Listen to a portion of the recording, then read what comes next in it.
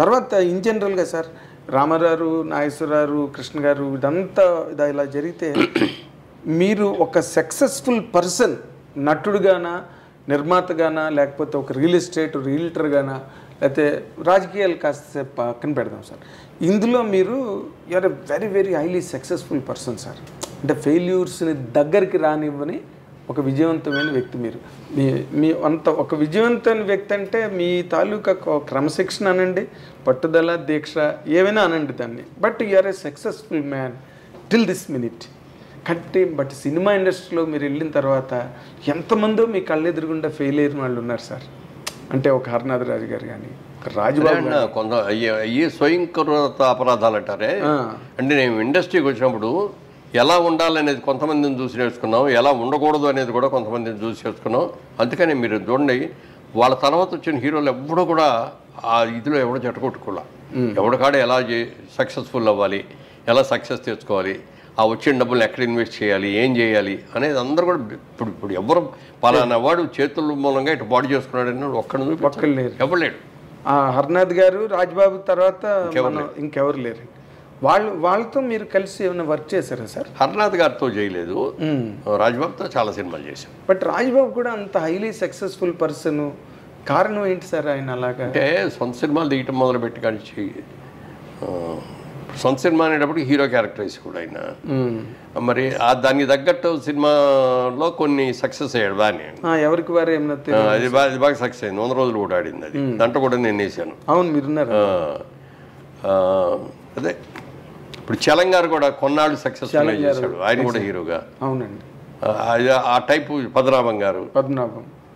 అదే అంటే ఇప్పుడు ఆ లిమిట్ దాటేసే పెద్ద పెద్ద డైలాగులు రామారావు రాజశేఖర్లా చెప్తాను నేను అట్లాంటి క్యారెక్టర్ చేస్తారంటే అట్లా నప్పదు. వాళ్ళు ఏ క్యారెక్టర్లు చేస్తున్నారో ఆ క్యారెక్టర్. ఇప్పుడు కాంతారావు గారు కూడా ఫర్ దట్ మ్యాటర్ ఆయన కూడా అంతే కదా. కాంతారావు అన్ని సినిమాలు హీరో చేసి కూడా ప్రొడ్యూసర్గా తీసి దెబ్బతినే ఆయన లాస్ట్లోకి వచ్చినప్పుడు డబ్బులు లేకుండా అయిపోయింది. అవును, ఎవరో రజనీకాంత్ డబ్బులు పంపించారు.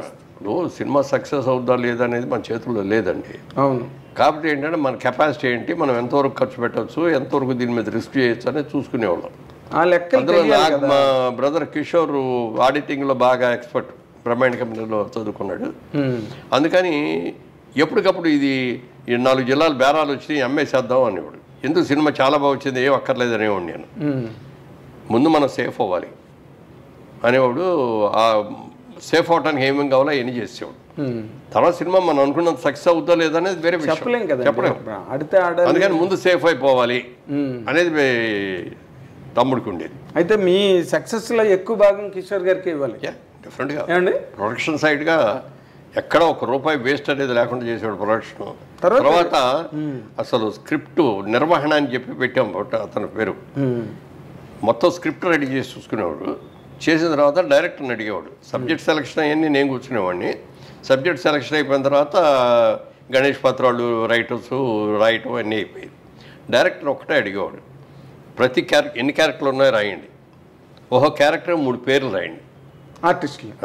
Artist first preference, second preference, third preference choice. నేను ఫస్ట్ ప్రిఫరెన్సే ట్రై చేస్తాను. ఫస్ట్ కుదరకపోతే సెకండ్ కుదరకపోతే థర్డ్. బట్ మా లెక్క ప్రకారం మేము వెళ్తాం. యాజ్ అ బిజినెస్ మ్యాన్గా కూడా దృష్టిలో పెట్టుకొని ఇంత రెమ్యూనరేషన్ ఈ క్యారెక్టర్కి అనవసరం అని అనుకుంటే వేరే క్యారెక్టర్కి వెళ్ళిపోతామని అట్లా క్యాల్కులేట్ చేసాం, అలా లెక్కలు వేసుకొని చేసాం. అందుకని ఏ సినిమా బడ్జెట్ ఎంతో వేసుకున్నది ఆ బడ్జెట్ రూపాయికి తక్కువ లేకుండా 5% కూడా అటు ఇటు అయ్యేది కాదు. ఆ బడ్జెట్ ప్రకారం బడ్జెట్లో అయిపోయేది. ఇది సినిమా మొదలుపెట్టిన తర్వాత 100 రోజు సినిమా రిలీజ్ చేద్దాం అని అనుకుంటే ఆ 100 రోజు చేసాం పర్ఫెక్ట్గా. ఈ అన్నిటికీ అందుకే కొంచెం కిషోర్ గారికి చెడ్డ పేరు ఉంది సార్ ఇండస్ట్రీలో, అదే దుర్మార్కెట్ అని. అంటే ఏదంటారు పాపాల వారుడు అంటుంది చూడే. నా దగ్గరకు వచ్చి ఎవరో డేట్లు అడిగేవారు.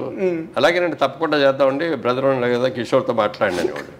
ఆయన దగ్గరికి వెళ్ళగానే కుదరదండి, ఇప్పుడు ఎట్లా కుదురుద్ది అనేవాడు. నాకు తెలుసు మురళీమోహన్ గారు మంచివాడు కానీ అబ్బాయినండి టఫ్ అండి మాట ఎండండి అనేవాడు. కాదు, కిషోర్ గారు ఆఫీస్లో ఉన్నారంటే వెనక్కి తిరిగి వెళ్ళిపోయిన వాళ్ళు నాకు తెలుసు అండి మెడ్రాస్లో. అందుకే నవ్వు వస్తుంది నాకు తలుచుకుంటే. నేను ఎవరి దగ్గర నో అని లేకపోయేవాడిని. నేను అనేవాడిని కిషోర్ గారిని, ఏమంటే మీరు ఆఫీసులో కూర్చుండి వెళ్ళిపోతున్నారు అందరూ రావట్లేదు. అలాగా ఇప్పుడు ఈ లెక్కలు అవన్నీ వీళ్ళకి తెలియకపోవడం, కాంతారావు గారికి కానీ లేకపోతే కృష్ణ గారితో పాటు వచ్చిన రామ్మోహన్ ఏమైపోయాడు ఆయన కూడా మళ్ళీ పద్మనాభం గారు కూడా ఎంత కెరీర్ బ్రహ్మాండమైన కెరీర్ ఉండి ఆఖరాకన్నా వచ్చినప్పుడు ఆయన దగ్గర లేకపోతే. అవునండి, అవును.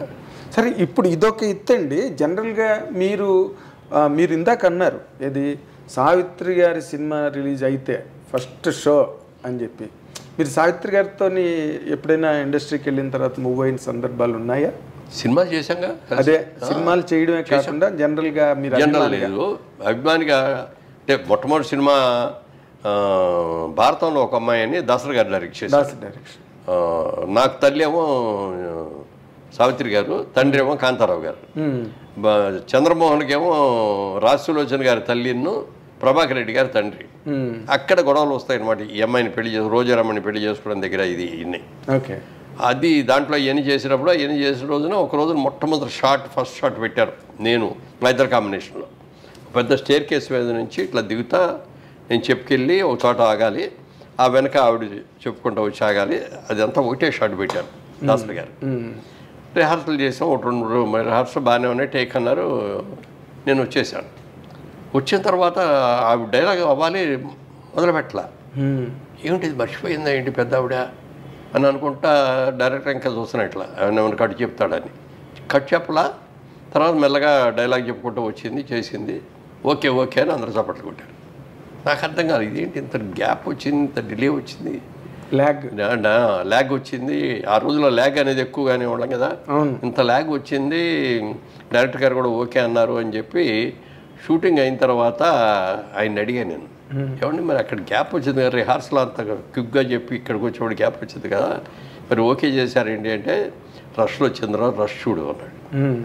వెళ్ళి చూస్తేనండి ఆ గ్యాప్లో ఇచ్చిందండి ఎక్స్ప్రెషన్స్ అసలు ట్రెమండరస్ అనమాట.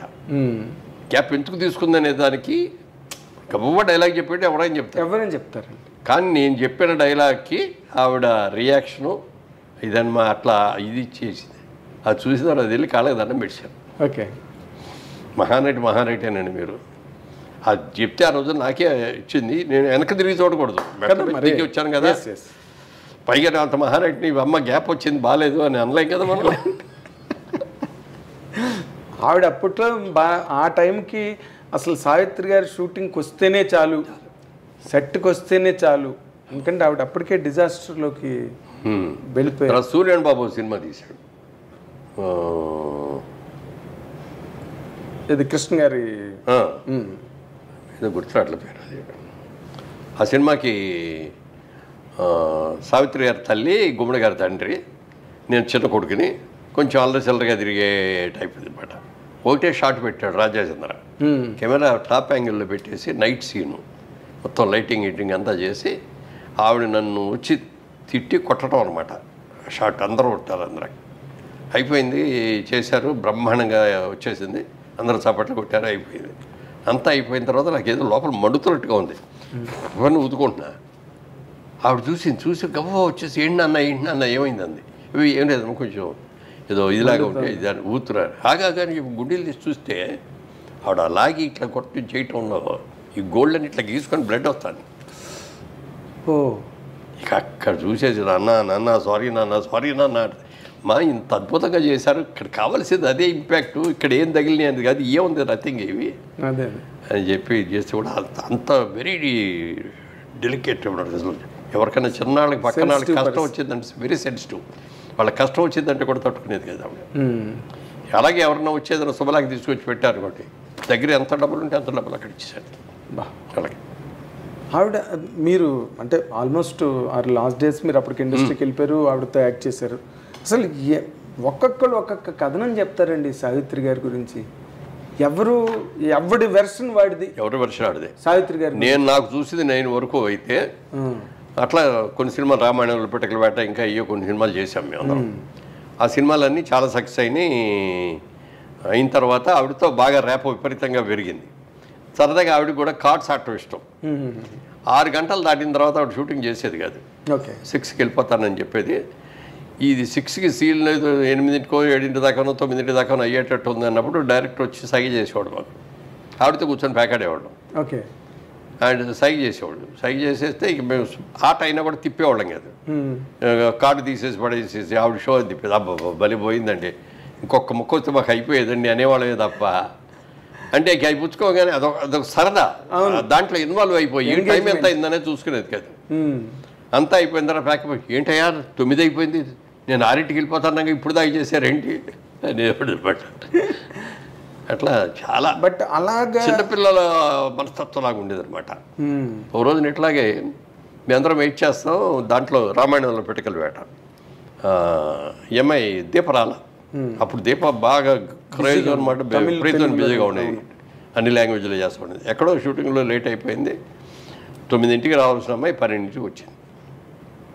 వచ్చేసి గవ్వా మేకప్ రూమ్లో డ్రెస్ వేసుకొని రాకుండా సారీ డైరెక్టర్ గారు అంటే డైరెక్టర్ గారి దగ్గరికి వెళ్తాం కదా, వెళ్ళి ఏదో చెప్తాను పిలిచింది కూడా. ఏమనుకుంటున్నావు నువ్వు అక్కడ ఆలస్యం చేసిందాను, అవసరం అయింది, ఎందుకు అయింది అనేది వేరే విషయం. నువ్వు రాగానే మేకప్ తీసుకొని డ్రెస్ చేసుకొని వచ్చి షార్ట్ చేస్తావా అని మీకోసం మేము వెయిట్ చేయాలా ఇక్కడ, ఇంత ఇది నీకు ఆ మాత్రం కామన్ సెన్స్ లేదా అని చెప్పి లెఫ్ట్ అండ్ రైట్ చెప్పి అమ్మాయి బడబడబడి వెయిట్ చేసింది. అప్పుడు అందనమాట, నేను నీ మీద కోపంతో అనలేదు, మనం చాలా సిన్సియర్గా ఉండాలి, ఎంతమంది ఆర్టిస్టులు వెయిట్ చేస్తున్నారు, నేను 12కే వస్తానండి, రేపు నాకు కుదరదండి అని నువ్వు చెప్పావు అనుకో, ఆయన ఇంకో సీట్ పెట్టుకునేవాడు, వేరే సీన్ తీసుకునేవాడు, ఎంత లాస్ వచ్చింది అతనికి అని చెప్తే ఇంకెప్పుడు అలా చేయనండి. మరి అంత కంట్రోల్డ్గా అంత డెడికేషన్ డిసిప్లిన్ ఉన్న మనిషి అలాంటి డిజాస్టర్లోకి ఎలా వెళ్ళిపోయారు సార్? నేను చేసిన భాషల సినిమా కర్ణాటకలో ఏదో ఫైట్ సీన్ తీశారు, అయిపోయి ఇక ఈవినింగ్ ఫ్లైట్కి వెళ్ళిపోవాలి. అది గొప్ప ఫినిష్ చేసి వచ్చి లిఫ్ట్ దగ్గరకు వచ్చి లిఫ్ట్ ఆన్ చేశాను, లిఫ్ట్ కిందకు వచ్చింది, ఓపెన్ అయింది, సావిత్రి గారు ఉన్నారు ఎదురుగుండా. ఏంటమ్మా మీరు వచ్చారేంటి, ఎప్పుడు వచ్చారని అమ్మ అనేవాడిని. అంటే నువ్వు చక్కటి తెల్లటి చీర కట్టుకొని వచ్చేది, చక్కగా ఉందన్నమాట. రేపు నుంచి షూటింగ్, నాకు ఇవాళ షూటింగ్ లేదు, ఫ్రెండ్స్ ఎవరో ఉన్నారు, నైట్ డిన్నర్కి పిలిచారు, అక్కడికి వెళ్తాను. బాగున్నారమ్మా, ఇప్పుడు చాలా చక్కగా ఉన్నారు, ఇది మెయింటైన్ చేయండి అని అన్నాను. అలాగే అన్నారు, నేను నా దావని నేను వెళ్ళిపోయాను. నెక్స్ట్ డే మార్నింగ్ న్యూస్ ఏంటంటే ఆ పార్టీలో డయాబెటిక్ కోమా వచ్చేసింది.